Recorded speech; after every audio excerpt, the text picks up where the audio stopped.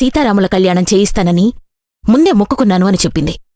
ఆ విషయం మనతో ఎప్పుడైనా మాట వరుసకైనా చెప్పిందా చెప్పు? మళ్ళీ వల్ల మరోసారి ప్రాబ్లం రాకుండా జాగ్రత్తపడు. వసుంధరా, నువ్వు దేన్ని పాజిటివ్గా ఆలోచించవా? ఎందుకు మళ్ళీనంత నెగిటివ్గా చూస్తున్నావు? ఒక అక్క దగ్గర ఓ చెల్లి గురించి ఇంత బ్యాడ్గా చెప్పడం వల్ల నీకేమొస్తుంది? నేను బ్యాడ్గా చెప్పడం లేదు.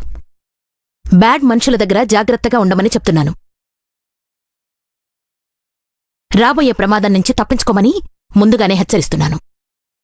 మాలిని, మళ్ళీ నీకోసం ఏం చేసిందో ఎంత చేసిందో ఒకరు నీకు చెప్పాల్సిన అవసరం లేదు. అంతా నీకు తెలిసిందే.